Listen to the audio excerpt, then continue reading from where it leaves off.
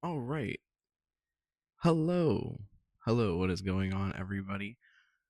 If you learn anything from today's video, make sure you throw a like. And just so you know, I upload every single day, Monday to Friday. So sometimes I do on the weekends too, every once in a while. But happy Labor Day. Make sure you subscribe if you want to stay in touch with daily updates. We talk about everything from Pokemon card investing to collecting to the overall market as a whole. So today we are going to be ranking the Scarlet and Violet sets. We're not going to be talking about booster boxes, ETBs, sticker packs, binder collections, anything like that. We are just going to go over the overall set values, the cards that are inside of the sets, and if they are going to be a good long-term investment with the whole Scarlet and Violet era coming to an end now. So right now, we're going to start with the Scarlet and Violet base set. I'm doing all of this off the top of my head as well. I am not premeditating anything. So, off of my personal feelings right now at this moment with Scarlet and Violet base set, the Mega Evolution set has been revealed. It's pretty much released out in Japan now. So, I think I have to dock some points off to the Scarlet and Violet base set because it's not the best base set anymore, in my personal opinion. I mean, of course, the original, that's the best. But if we're going with overall rarities of cards and the artwork, Scarlet and Violet was up there because of the SIRs and the illustration rares. But the Mega Evolution set, that that has the gold rare cards, that has also SIRs, that the whole shebang. So I don't want to put it at like a C because it's not really. I mean, it is average. I'd say it's about average. And I would not personally go too heavy into this set. So, but if we're going off of purely investment, this is an investment video. We're going with a D tier. I do like the Gardevoir line that is in there, but other than that, a Drowsy is also very cool. There's not too many other cards that people are too interested in the Scarlet and Violet base set. Paldea evolved. It's the Silver Tempest of the Scarlet and Violet era, in my personal opinion. I think that it is the Magikarp or bust, and you don't even have a trainer gallery in this one, and the price is already skyrocketing like crazy. This booster box is in the 400s already.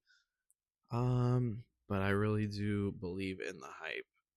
I personally don't like it for my collection and investing journey, but Paldea evolved. It could be good for some people if you were to go with a booster box, the Pikachu promo as well, and the ETB. It brings it up to a B for me, actually. Not too bad. Obsidian Flames, the set is so cheap. The Charizard has been spiking in price recently, and I knew it. I knew it with all my heart, and I did not pull the trigger. I was looking at one locally. It was a PSA 10 for 450, but this is whenever they were 350 market price, and I did not pay that price. I fumbled the bag.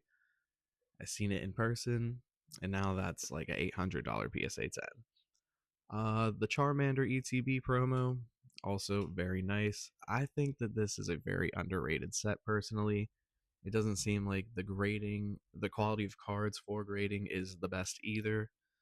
So I think that there's a lot of hype, and I would honestly put this around the same level as Paldea Evolved.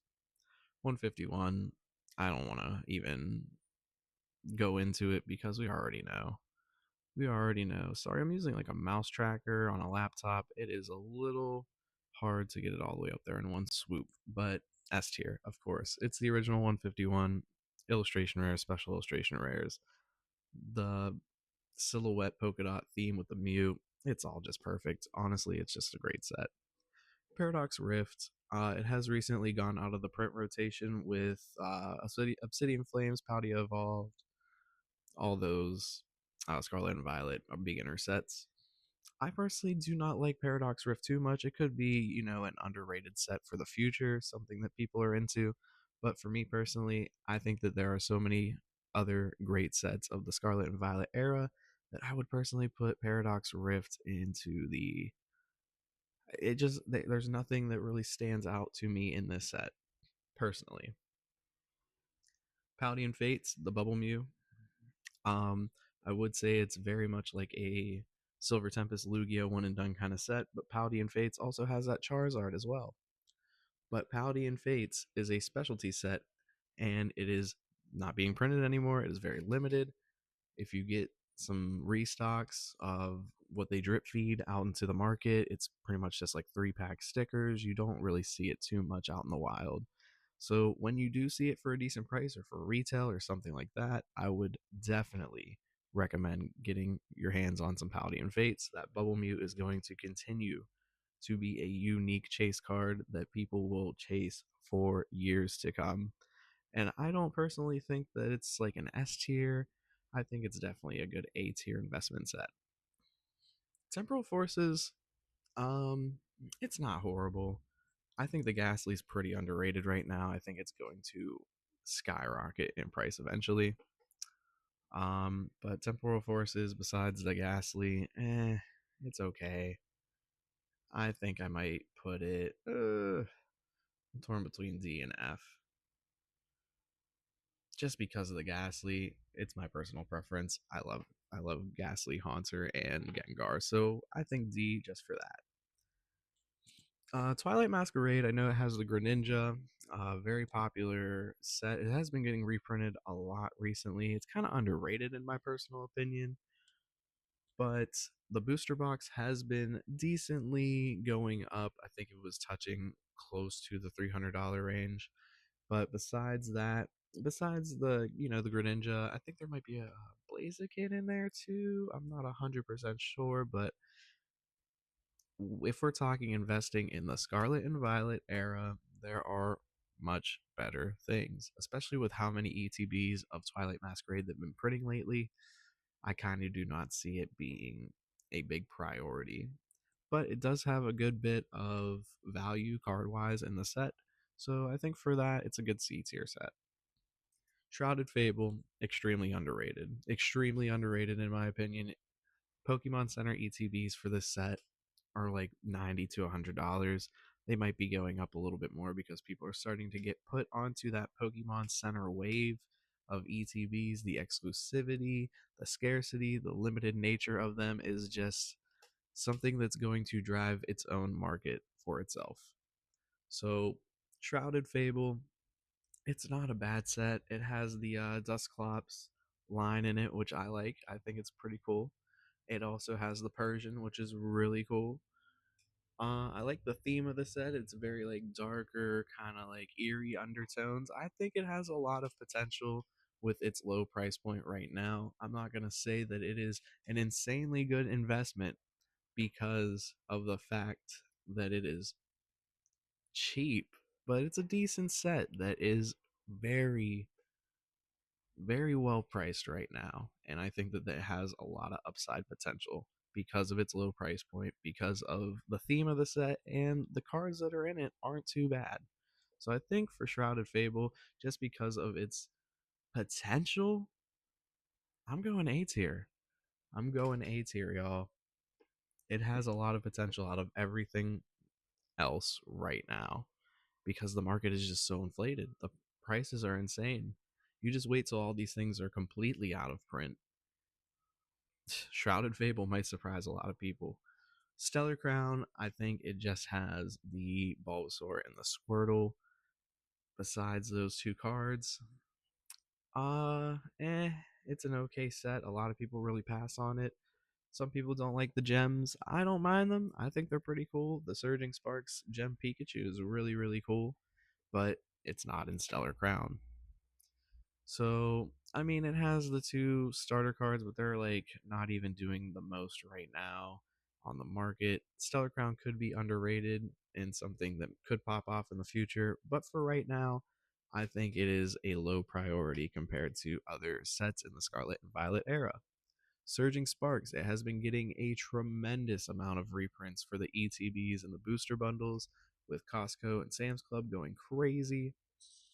The Pokemon Center ETB has been going up like crazy on the market, and that's because it has the promo card that I have been eyeing up for so long, and now the price has been flying because it is a promo by Shinji Kanda. Literally, just because of the name, because of the artwork, it was inevitable for the Pokemon Center ETB to go up. The exclusivity of that stamped card with that person's artwork, man, man, it was it was inevitable. Everybody could have seen that coming. If you were to be in the future and look into the past, like, oh, that's something that I wish I would have stocked up on, literally is how I feel about that card. The set itself is also quite high value. It has a Chase Pikachu in it. I think it's a pretty nice chase card. Honestly, it has a good dollar value to it. Surging Sparks, with how much it's being reprinted, with the Pokemon Center ETB going up, I'm going A tier. It's pretty decently priced right now, and the value of the cards inside match it very well. Prismatic Evolutions, you hear everybody talk about it, love it or hate it. It is a high value set. It is being reprinted heavily, ETB wise, the regular ones. Uh, Also, regular products have been being reprinted like crazy. What was the most recent one? Walmart did surprise boxes. You can get 12 of those. They did poster collections. You could get 12 of those at a time. They also did booster bundles. You could get 12 of those at a time. You have Sam's Club and Costco dropping those bundle packs with the Pokeballs almost every week, it seems like. So the market is being flooded by prismatic evolutions, but the card values are still in the hundreds.